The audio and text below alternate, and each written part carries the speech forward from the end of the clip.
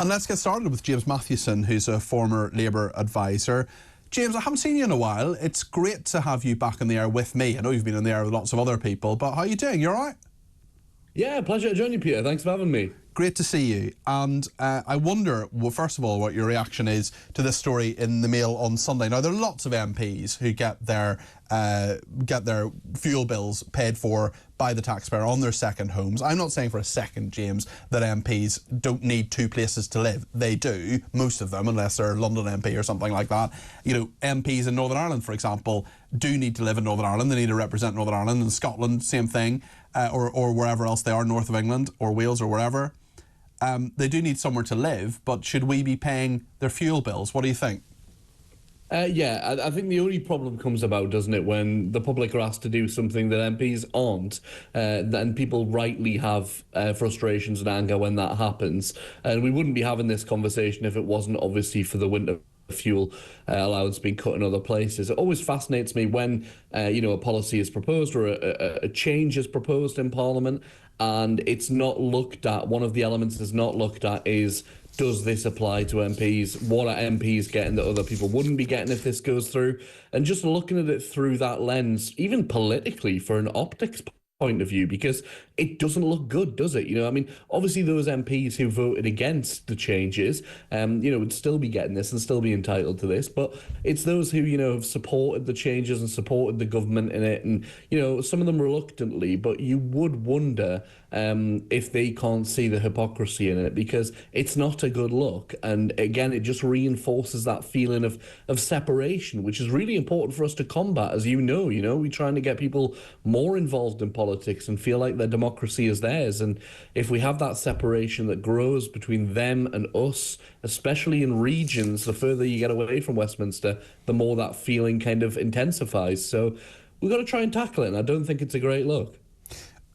James, I know you're a very generous person, and I know you'd like to certainly make sure that, you pay for pints, you help people, you put money in charity boxes and things like that.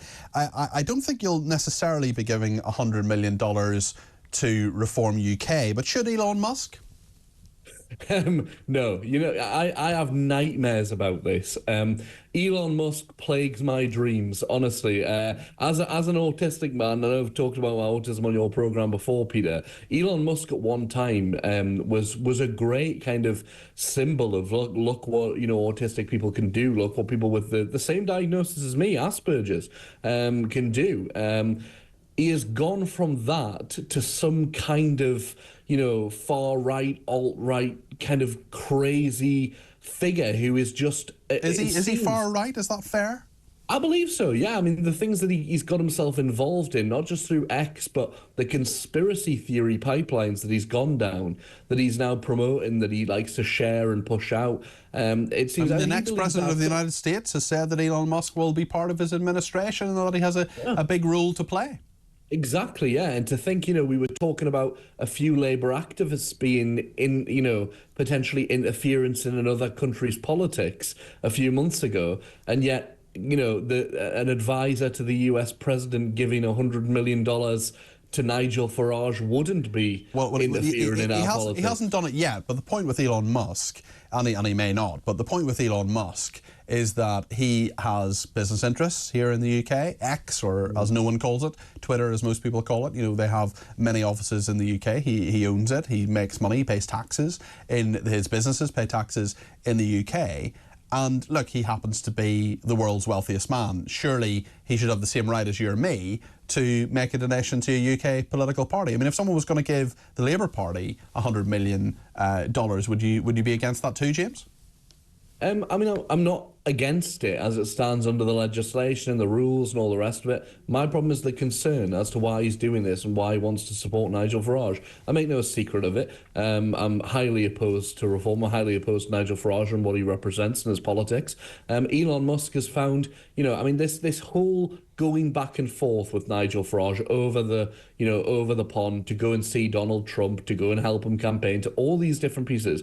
We knew it was going to lead somewhere, and it seems that Nigel Farage and the Reform Party now, to me, are just an extension of the MAGA movement, and they want to bring some people may feel very, very happy about that. I mean, the American public, James, by both the Electoral College and indeed the popular vote have voted for Donald Trump. And there are many people in this country who may well feel that that's a good thing. You don't, of course, but they have as much right to an opinion as you.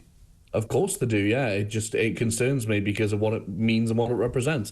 Democracy is no less scary at times than any other system. You know, I mean, it is their right, and it is their right, of course, to be able to vote for somebody they believe in. I mean, that's why I support proportional representation, even though it wouldn't lead to a majority of my viewpoint It's in interesting, Parliament. James, isn't it, how quiet the Liberal Democrats have gone on proportional representation. It is quite, I mean, they've often campaigned for it, and indeed there was a referendum at one point on the alternative vote.